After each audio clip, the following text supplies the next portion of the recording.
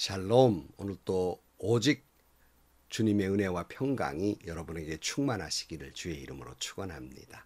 주님과 동행하시고 말씀대로 살아가는 복된 하루가 되시기를 주님의 이름으로 간절히 축원합니다.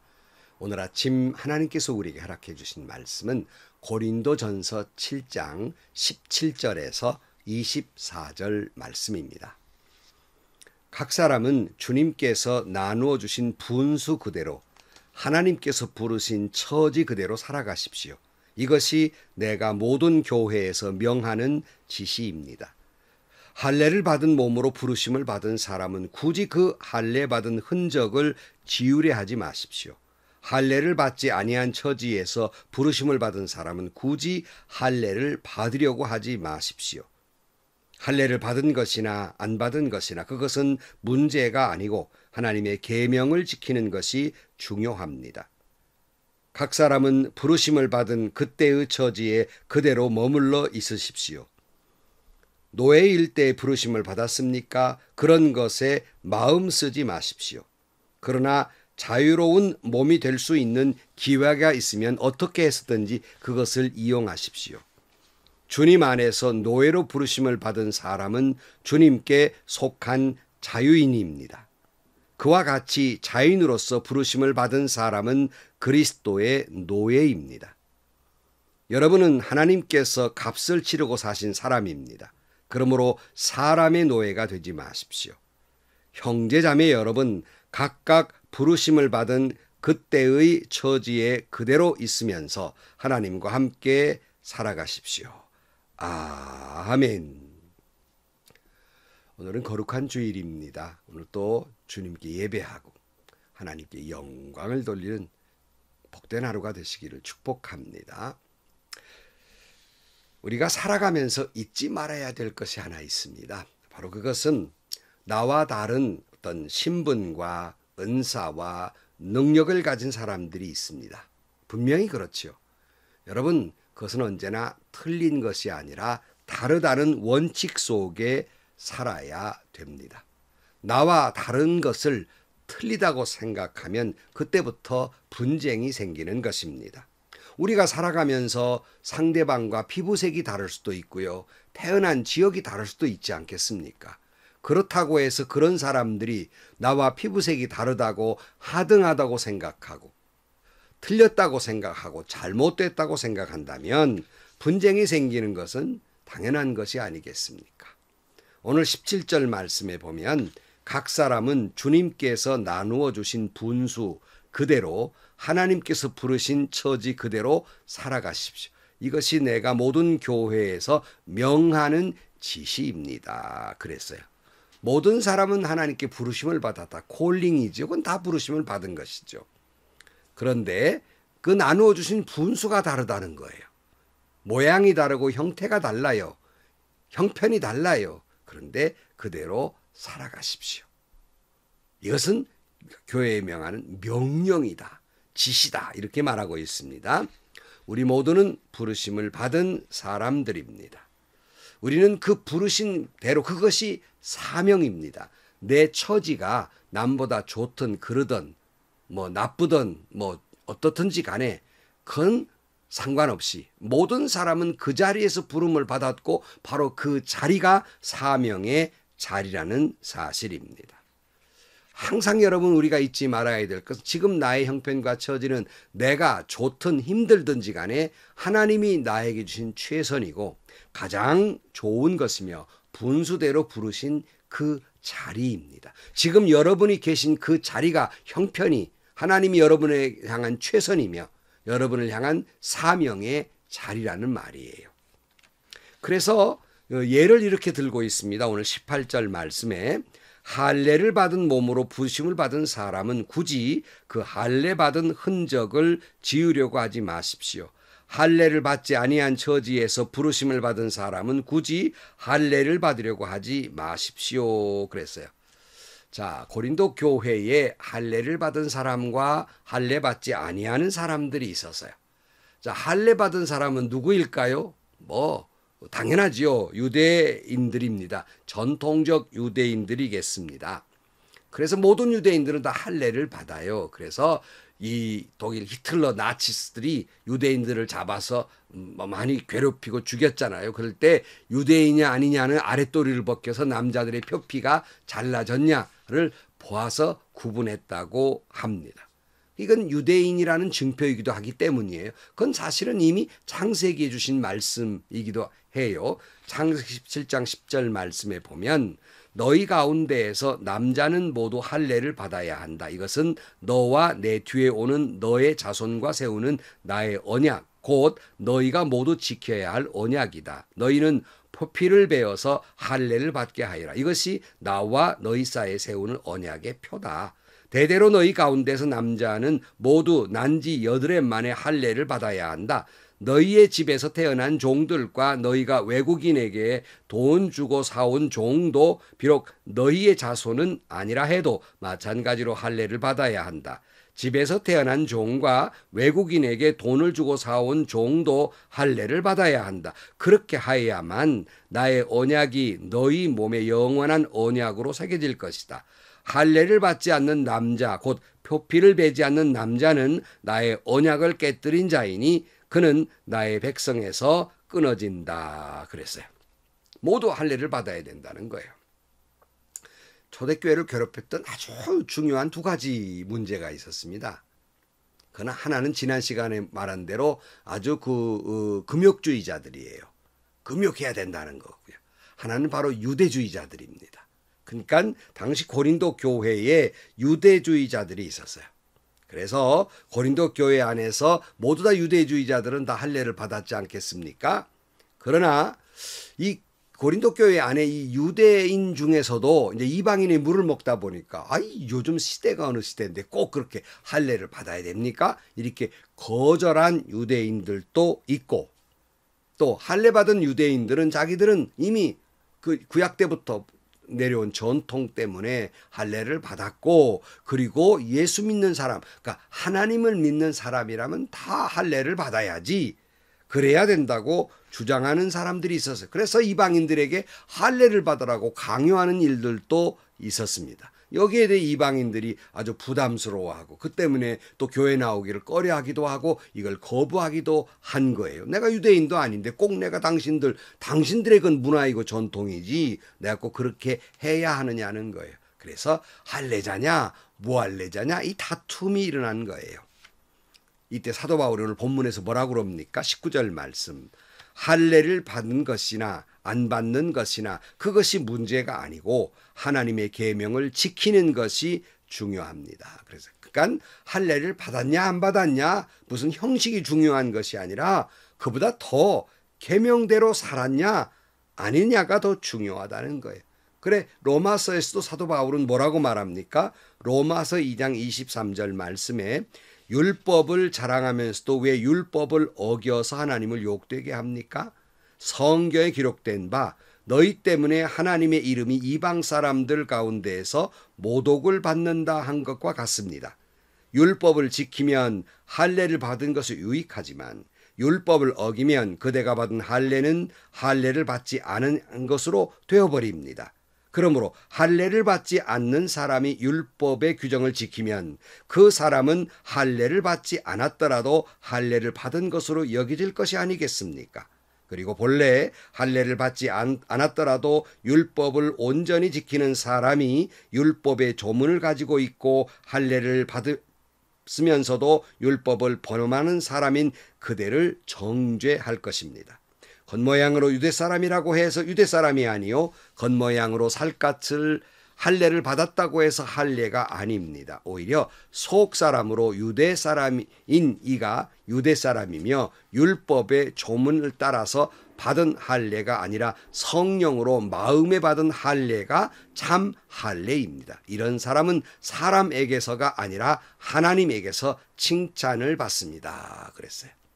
할례가 중요한 게 아니라 그 할례를 명했던 율법을 지키느냐가 더 중요하다. 예컨대 오늘 우리로 하면 이렇게 말할 수 있어요. 이 세례 받는 거 있잖아요. 세례는 굉장히 중요합니다. 세례는 이 사람이 정말 예수 믿는 그리스도인이 됐다고 하는 걸 공공장소에서 많은 사람들 앞에서 선언하는 거예요. 그게 굉장히 소중하고 귀한 것입니다. 하지만 오늘 말씀대로 할례를 행해서 하지만 세례 받은 사람이 하나님의 말씀대로 살지 않는다면 세례 받으나 마나 하지 않느냐는 거예요. 하지만 그 사람이 세례를 받지 않았어요. 그런데 하나님 말씀대로 살아요.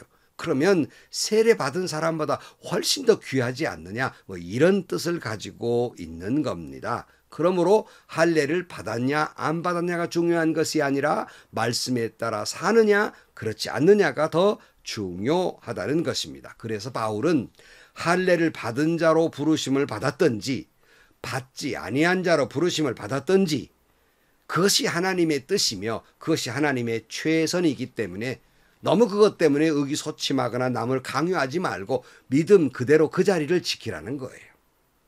20절 말씀, 각 사람은 부르심을 받은 그때의 처지에 그대로 머물러 있으십시오 그랬어요. 그러면서 그 다음 절에 다른 예를 들고 있어요. 노예에 대한 예를 들고 있습니다. 21절, 노예일 때의 부르심을 받았습니까? 그런 것에 마음 쓰지 마십시오. 그러나 자유로운 몸이 될 수 있는 기회가 있으면 어떻게 해서든지 그것을 이용하십시오. 주님 안에서 노예로서 부르심을 받은 사람은 주님께 속한 자유인입니다. 그와 같이 자유인으로서 부르심을 받은 사람은 그리스도의 노예입니다. 여러분은 하나님께서 값을 치르고 사신 사람입니다. 그러므로 사람의 노예가 되지 마십시오 그랬어요. 고린도 교회 안에 노예가 당연히 성도로 있었겠지요. 근데 이런 사람들은 교회 안에 뭔가 노예이기 때문에 좀 움츠러들지 않겠어요. 그런데 교회 안에서 자신의 신분이 노예라는 것 때문에 그러지 말라는 거예요. 물론 가급적 자유인이 될 수 있는 기회가 있다면 그렇게 하는 것이 좋겠으나 자신의 신분이 노예의 신분이라고 하더라도 주님의 부르심을 받았다면 적어도 주님 안에서는 자유인이라는 거예요. 하지만 노예가 아닌 자유인으로 부르심을 받은 사람도 있잖아요. 그런 사람도 예수 안에서는 노예이라는 거예요. 무슨 말이 헷갈리는 말 같지만 그 다음에 보면 이 말씀은 주님의 핏값으로 죄 용서함 받고 구원받은 사람이니 예수님의 종이다. 그런 말씀입니다. 사랑하는 성도 여러분, 우리 모두는 자유인이지만 스스로 예수님의 종된 사람들입니다. 스스로 예수님의 종임을 자천하는 사람입니다. 사람의 종이 되란 말이 아니에요. 예수의 종으로 살기로 자천한 사람들, 자원한 사람들이라 그런 말씀입니다. 그렇다고 하나님이 우리를 노예처럼 부리려고 부르셨다는 말이 아니라 우리 스스로 그 길을 택한 사람이다. 주님의 십자가의 사랑, 그 은혜 때문에 내가 스스로 예수님의 종이라고 우리는 불리움을 받고 있고 또 그것을 소원하고 사는 사람들이다. 그런 말이에요. 이렇게 설명할 수 있어요. 우리가 누군가 사랑하는 사람이 있으면 나는 당신의 종입니다 이러잖아요. 말로는 안 해도 그가 원하는 대로 따르잖아요. 사랑하기 때문에 그런 거예요. 여러분, 모든 부모들이 그래요. 어떤 때는 내가 자식의 종인가 할 때도 있잖아요. 그러나 우리가 택한 거 아닙니까? 자녀를 사랑하기 때문에 자식의 종처럼 그들을 돌봐주고 하는 거 아니겠습니까? 그렇게 스스로 종된 사람이에요. 이건 이제 다음에 우리가 다시 살펴볼 말씀입니다만 바울이 고린도전서 9장 19절에 같은 말을 하고 있어요. 나는 어느 누구에게도 얽매이지 않는 자유로운 몸이지만 많은 사람을 얻으려고 스스로 모든 사람의 종이 되었습니다. 그랬어요. 사도 바울은 많은 사람들에게 복음을 전하기 위해서 스스로 모든 사람의 종이 됐다. 마치 예수님께서 모든 이들을 구원하기 위해 스스로 십자가에 지신 것과 같습니다. 그래서 그는 하나님의 종으로 부르심을 받았고 그 부르심의 사명을 감당하기 위해서 모든 사람의 종이 됐다. 이렇게 말씀하고 있는 거예요. 로마서 1장 1절 말씀에 그리스도 예수의 종인 나 바울은 부르심을 받아 사도가 되다. 사도가 된 이유는 뭐예요? 모든 사람의 종으로서 사도가 된 것입니다. 그러므로 우리 모두는 자유인이지만 종으로 부르심을 받았고 또 스스로 종으로 살기로 한 것입니다. 27장 24절 형제 자매 여러분 각각 부르심을 받은 그때의 처지에 그대로 있으면서 하나님과 함께 살아가십시오 그랬어요. 그러니까 바울이 무슨 말이에요? 각 처지에서 각 사람의 형편과 그리고 각 사람의 모습이 있고 그리고 각 사람의 능력이 있고 각 사람의 그 주변 환경이 있는 거예요. 그대로 우리는 부르심을 받았고 하나님이 나를 향한 최선이라는 말씀입니다. 그러므로 우리는 그 속에서 하나님과 함께 가는 것이다 하는 말씀입니다. 여러분 예를 들어서 아주 가난한 집에 태어난 아이가 마음에 그렇게 생각할 수 있잖아요. 우리 집은 왜 이렇게 가난할까?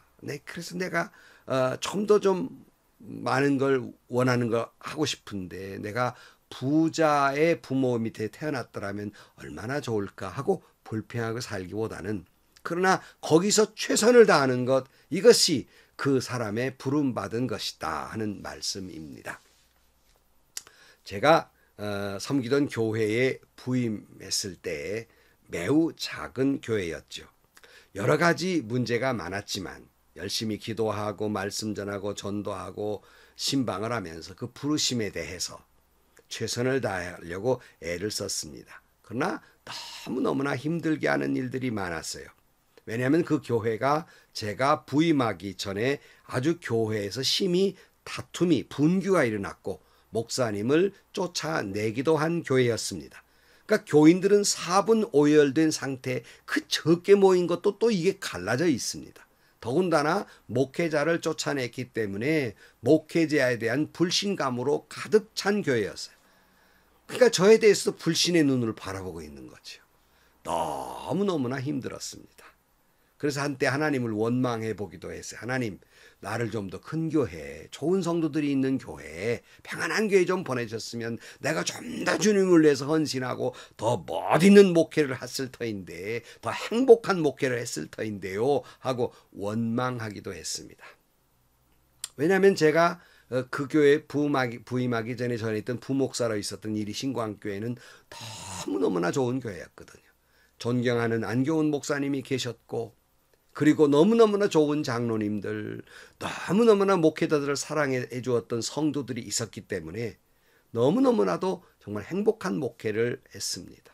그래서 내가 이 작은 교회에 와서 이 어려움을 당하는 거 행여나 그분들이 알까봐 창피한 마음도 들었었어요. 하나 늘 그때마다 마음을 다지고 목회를 계속하면서 무사히 은퇴까지 이렇게 온 것은 제가 부임할 때 하나님께 서원처럼 기도했던 것이 있었기 때문입니다. 그것은 이런 기도였어요. 하나님, 저를 어느 훌륭한 정원에 많은 사람들에게 사랑받는 꽃으로 피어 있으라고 하신다면 내가 거기서 최선을 다해 아름답게 꽃을 피워서 하나님을 찬양하며 서 있겠습니다.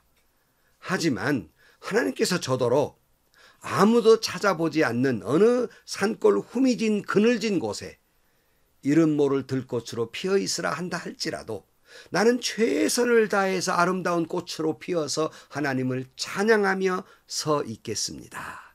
그런 기도를 눈물로 기도를 드린 적이 있어요. 부르신 그곳에서 나는 최선을 다해서 주님을 찬양하겠습니다 하는 것이었습니다. 사랑하는 성도 여러분, 여러분도 모든 하나님이 부르신 그 자리가 있을 것입니다. 만족할 수도 있고 대단히 마음 아픈 곳일 수도 있습니다. 목회자 여러분, 여러분들의 목회의 현실이 때로는 행복한 목회지도 있을 것이고 그럴 수 없게 고통받는 곳일 수도 있습니다. 하지만 하나님이 여러분을 부르신 곳입니다. 그 처지와 형편대로 하나님이 나에게 최선의 것을 주신 것입니다. 가장 아름다운 꽃과 같이 하늘을 우러러보면서 주님을 찬양하며 그 자리에 서서 사명을 다하십시오. 하나님께 영광을 돌리시기를 주의 이름으로 간절히 축원합니다. 기도하시겠습니다. 하나님 아버지, 주님이 부르신 곳이 때로는 행복할 수도 있지만 마음 아플 수도 있고 만족할 수도 있지만 그럴 수 없게 부족한 일도 있습니다. 그럼에도 불구하고 부르신 그곳에서 주님을 찬양하며 사명을 다하며 주님과 함께 살아가게 하여 주옵소서. 예수님의 이름으로 기도하옵나이다. 아멘. 여러분, 우리는 모두 부름받은 사람들이에요. 가정으로, 또 여러분 교회로, 직장으로 다 부르신 곳들입니다. 만족할 수도 있고 불만족할 수도 있고 행복할 수도 있고 불행하다고 느낄 수도 있습니다. 그러나 그것은 하나님이 여러분을 향한 최선입니다. 그러므로 그 자리에서 여러분 가장 아름답게 살아가십시오. 주님과 함께 하십시오. 주께 영광을 돌리며 살아가십시오. 그러면 더욱 행복한 삶을 살게 될 것입니다. 하나님 영광 받으실 것입니다. 오늘도 행복하시고요. 좋은 일이 가득한 하루가 되시기를 주님의 이름으로 간절히 축원합니다.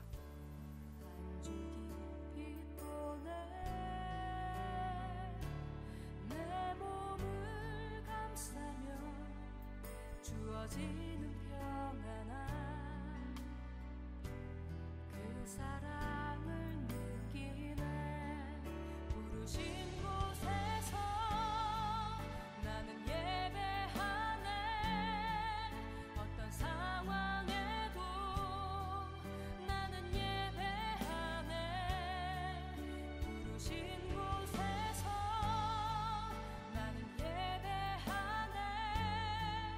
어떤 상황에도 나는 예배하네.